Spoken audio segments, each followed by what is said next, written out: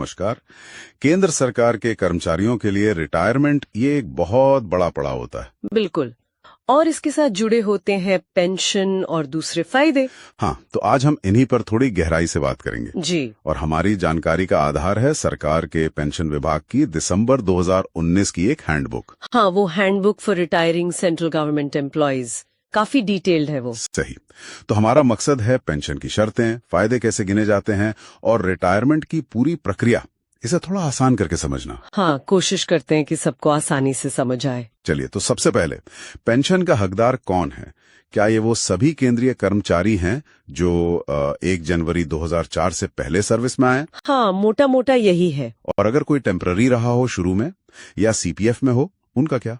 देखिए, नियम ये कहता है कि सीसीएस पेंशन रूल्स 1972 के तहत जो लोग 1 जनवरी 2004 से पहले नियुक्त हुए वो पात्र हैं। अच्छा। पर इसमें एक बहुत जरूरी शर्त है, कम से कम 10 साल की क्वालिफाइंग सर्विस, मतलब पक्की नौकरी एक तरह से। 10 साल, ठीक है।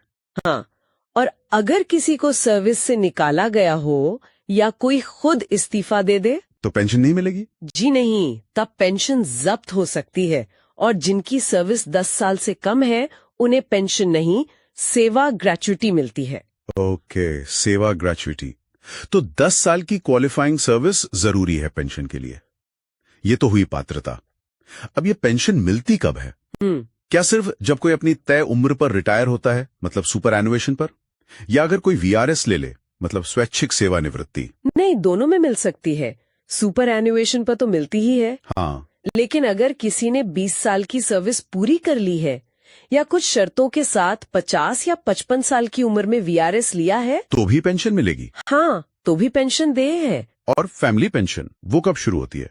फैमिली पेंशन तब मिलती है जब कर्मचारी की मृत्यु हो जाती है। अच्छा। चाहे वो सर्विस के दौरान हो या रिटायरमेंट के बाद, जो भी पात्र परिवार सदस्य हो उन्हें मिलती है।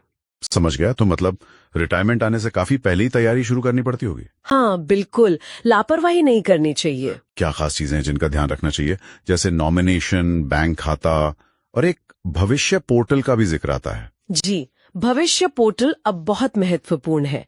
असल में रिटायरमेंट से करीब 8 महीने पहले ही इस पोर्टल पर पेंशन पेपर्स ऑनलाइन जमा करने की प्रक्रिया शुरू करनी होती है। 8 महीने पहले? हाँ जी, इसमें आपको अपने परिवार का पूरा विवरण देना होता है, नॉमिनेशन अपडेट करने होते हैं ग्रेच्युटी के लिए, जीपीएफ के लिए। अच्छा। सर्विस बुक का वेरिफिकेशन करवाना होता है और एक बहुत काम की सलाह है। बताइए। जीवन साथी के साथ जॉइंट बैंक अकाउंट जरूर खुलवा लें। जॉइंट अकाउंट क्यों? उससे बाद में फैमिली पेंशन अगर देनी पड़ी तो वो बहुत आसानी से ट्रांसफर हो जाती है, कोई दिक्कत नहीं आती। ये तो बहुत प्रैक्टिकल बात है। बिल्कुल। और अपना मोबाइल नंबर, ईमेल आईडी ये सब अपडेट रखें। एक साफ फोटो भी अपलोड करनी होती है और बैंक का बीएसआर कोड भी जरूरी है। BSR code? हाँ, वो ब्रांच का कोड होता है ताकि पेंशन बिल्कुल सही खाते में जाए। अगर सब कुछ टाइम पर और सही से किया तो रिटायरमेंट से 1 महीने पहले पीपीओ यानी पेंशन पेमेंट ऑर्डर मिल जाना चाहिए। वाह, मतलब काफी व्यवस्थित प्रक्रिया है अगर समय से करें तो। जी। चलिए, अब आते हैं फायदों की गिनती पर। क्या क्या मिलता है रिटायरमेंट पर? पेंशन तो है ही, ग्रेच्युटी और ये कम्यूटेशन क्या होता है? हाँ, कई फायदे हैं।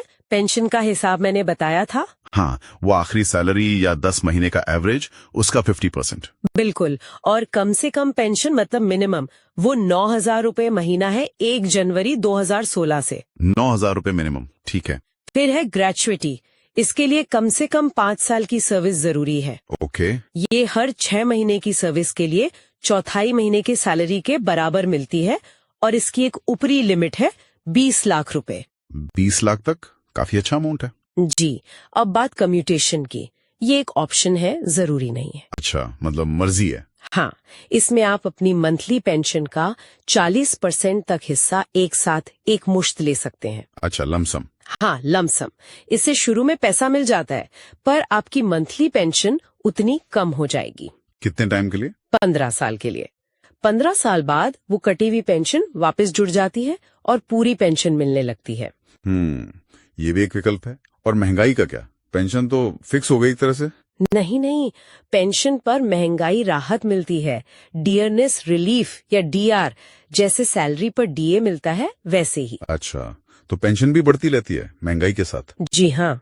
और अगर भगवान न करे पेंशनर की मृत्यु हो जाए तो परिवार को क्या मिलता है? तब फैमिली पेंशन मिलती है पात्र सदस्य को, जो ज्यादातर जीवन साथी होते हैं। नहीं मिलती है? नॉर्मल रेट तो आखिरी बेसिक पे का 30% है और मिनिमम यहाँ भी 9,000 रुपए है। अच्छा।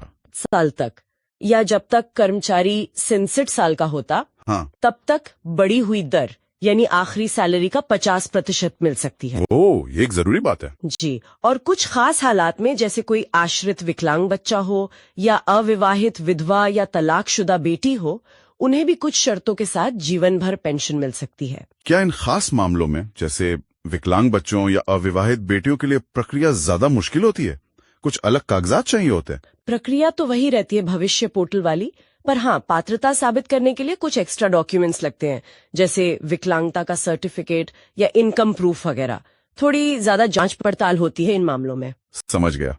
अच्छा, पेंशन और ग्रेच्युटी के अलावा कोई और फायदे भी हैं, जैसे छुट्टियों का पैसा, हेल्थ स्कीम? हाँ बिल्कुल, रिटायरमेंट पर आपकी जमा छुट्टियां मतलब अर्न्ड लीव, उनका पैसा मिलता है, अधिकतम 300 छुट्टियों तक का। 300 दिन?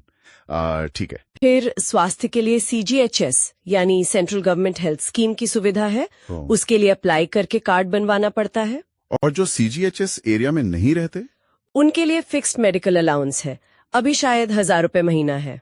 और वो PPO जिसके बारे में आपने बताया था, वो इतना जरूरी क्यों है?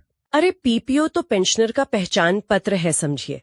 उसी नंबर से सब कुछ होता है, उसे बहुत संभाल कर रखना चाहिए, उसकी कॉपी हमेशा पास रखें। अच्छा, और अगर कोई दिक्कत आए, कोई शिकायत हो तो कई रास्ते हैं, अपने विभाग के हेड से मिल सकते हैं, पेंशन अदालतें लगती हैं, या ऑनलाइन CPNGMS पोर्टल पर शिकायत दर्ज करा सकते हैं। ठीक है।